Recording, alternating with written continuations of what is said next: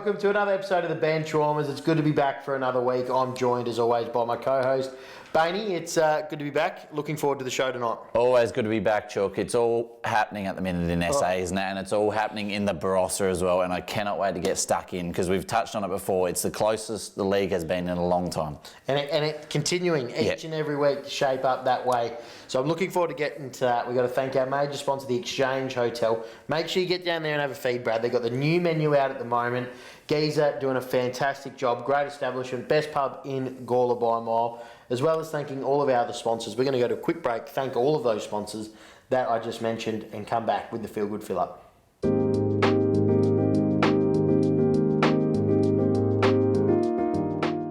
As you said off the top, we've got to thank all of our sponsors that help the show go to air each and every week, don't we, Brad?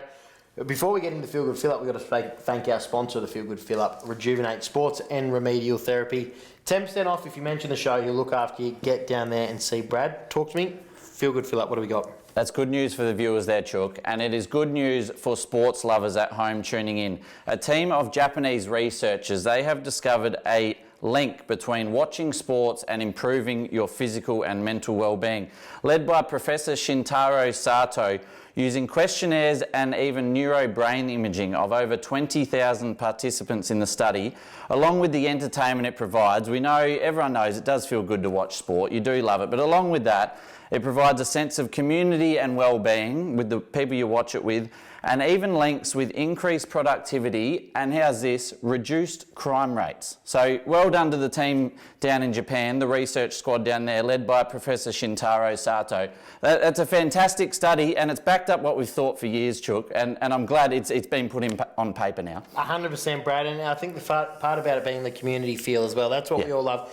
Getting involved in our local community. So well done to them and well done to the research team, and a great pickup for the Feel Good Fill Up this week. We're going to have a quick break, come back and have a look at some BLG footy.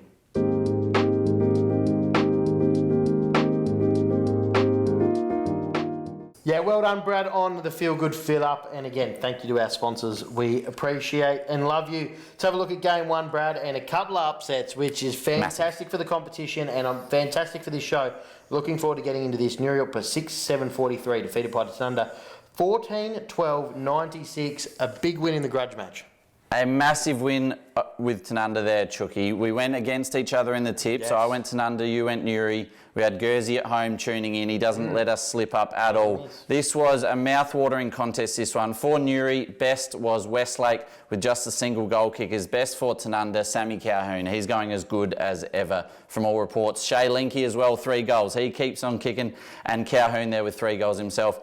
Linky, 3, they didn't put him in the best this week. I reckon they might have got the mail from the show last week, and they might be trying to hide him from the boss, just to leave him out playing at Tanunda, because he's that fly-in, fly-out roster that he hasn't missed a week yet. So he's a star, and all jokes aside, they'd be stoked that they've had him every week, Linky, and Calhoun as well. He's in great form. Good to see the coach in good form. We love to see Muffins up and about, and a coach putting themselves in the best players. We always have been a big fan of that, Brad. Wondering where you got your mail from on Linky, but we'll roll with it and keep rolling him as an fly-in, fly-out player. Let's have a look at game 2, Brad, and it was Kapunda 7-15-57, defeated by Barossa 14-7-91. Massive one, massive game for both teams. So Barossa have won that comfortably in the end, but obviously Kapunda have actually had more scoring shots there than Barossa, so they've been very competitive, but Barossa needed that, or not that their season would be over. Albeit you might have nearly written them off the other week. It's over. It's over? No, so we'll get to that. Yeah. We'll get to that anyway. The best players for Kapunda,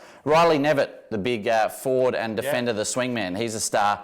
Rankin, 3 goals. He's a star as well. And for Barossa, it was Gant, best player, and Carpenter, 5. So that's a headline in itself. We've got a star-studded lineup up forward. We've got Griffiths and Harris and Carpenter now all cashing in. So that's massive from them. They've obviously rolled the dice there and played some stars up forward. But I like the way Barossa are shaping up here. They've had to shuffle the magnets around with a few moves in the off-season, and they're just getting wins as they need. They've won 2 of the last 3, and last week they were competitive with Newry as well, only going down by 15, 20 points or so. Yeah, I agree. I don't dislike Barossa. That's why I'm saying they're out of the finals race. I think they're a year off. I think they need one more year to recruit and bring some of these boys back. Good to see Gant Jr. getting best on, Carpenter kicking 5. You've been asking for him to go back forward again. So good to see. They're on the right path.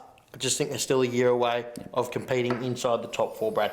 Let's have a look at the next game. South Gawler 8-3-51 defeated by Williston 17-12, 114.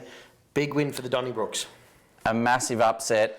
Well, for everyone looking from the outside, but I reckon Williston would have taken some confidence going into this game. They probably knew how well they were going. We both did tip South. It's hard to go against them with the form over the last couple of years, but at the same time, we're probably not surprised that Williston have put up a performance like that. They've really cashed in there. So best for Williston there was Hoskin. I feel like he is a player that he'll do what he has to when he needs to, and I feel like he probably went to another level for a game like this. And come finals, I think he's got even another level in him as well. Lehman, 5 goals there. He's kicked 31 for the year, so he's averaging 5.167 goals per game, if my maths are correct, Chook. Wow. So he may be on track for 100 if they play a couple of finals as well, which you'd think they would. For South, Arnold, best player. 2 goals to Whitworth, Bennison and Burton. Did also notice, and I know Gavin Chaplin would have done this with no mistake, there was only a couple best players mentioned, so I think that would have been very deliberate from Gavin, and he wouldn't have wanted to mention too many more than the ones he did put in.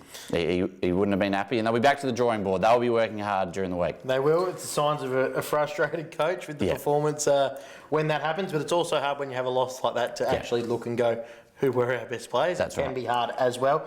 But we like this from Williston. We like Williston. We're bullish on them at the start.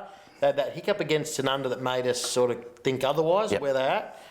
But we know from the scores this week, both those two sides are genuine top of the table teams. You're dead right, Chook, and they've probably done a different little pattern on the weekend than they have in other years, where they might have faded away in other years. It was actually 5-3 to 3-7 South's way at the half. Williston, second half, 14-5 to 3-0 to South. So you can't question their fitness or their endeavour, Williston. They've got a few things going right for them. Absolutely, they have. The difference is you're not playing, Brad. You did say that you changed the momentum in that grand final for South Gawler. Let's have a look at the next game. Freeling 3-5-23 defeated by Inkster 12-10-82. Good win by the Panthers. Good win by the Panthers. One they needed, and it keeps them, which we haven't touched on, keeps them in equal top spot with 4 other teams. So that's sure we're going to get to that. We will. I can't wait. So that's a massive win from Anguston.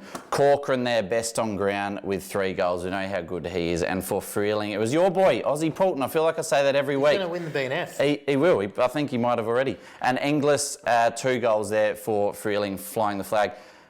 I thought Freeling might have been a little bit more competitive than this. They've got themselves up for other games. I think they're a bit more of a quality outfit than they have been over the last few years.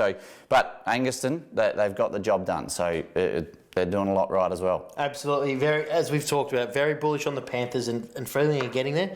Ozzy Poulton might be getting a call from the Raggies next year if he keeps on at this rate, though. Exclusive. Big fan of his work. But another good result. It's a big, as we said, interesting results with the 2 grand finalists from last year, both losing in the same week.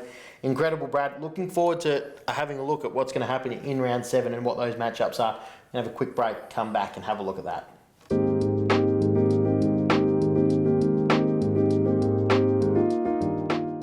Again, thank you to our sponsors. Thank you for everyone tuning in to the show as well. We appreciate it. Let's have a look at this week, round 7 preview, Brad. And you're itching at the bit. You've mentioned it a couple of times. Talk to me. What's going on with the ladder? The last few weeks have been very interesting going to the next week and how that's all going to play out. We thought it was going to start to shape up now, and we might see who's got the edge at the minute, but no one does. No one's got the edge. It's Williston. Top spot, tying with Tanunda, Newry, Anguston and South. We've got 5 teams equal top spot on 4 wins. How good is that?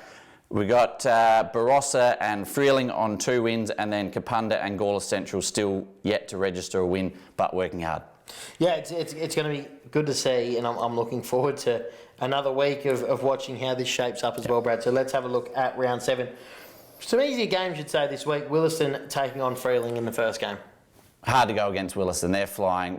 Like we said, we had a few looks at them. We weren't sure how they would go in the first few weeks, but to smack South like that last week, they are absolutely flying, and I believe the list is very healthy. They've got a lot of good midfielders, a lot of good forwards, and they're doing a lot right.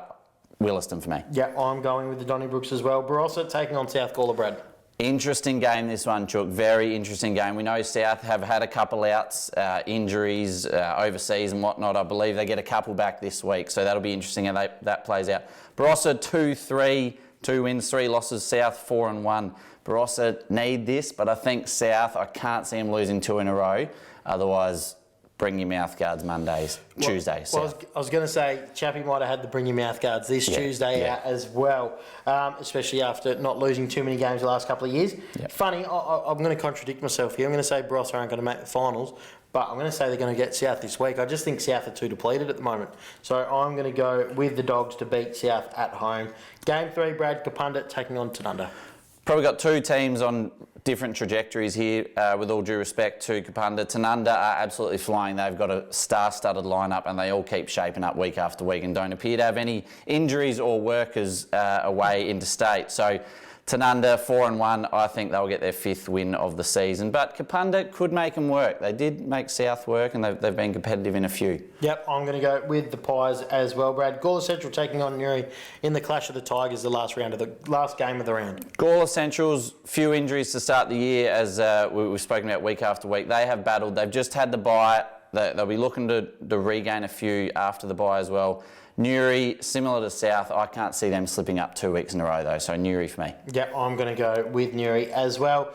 Brad, some good insight and thank you for that and the research that you've done into the Barossa this year. It's been spot on so far. Thank you to everyone for tuning in. We look forward to being back with you next week. Look forward to being back with you, Brad, as well. Till then, enjoy local footy and we'll see you all next week.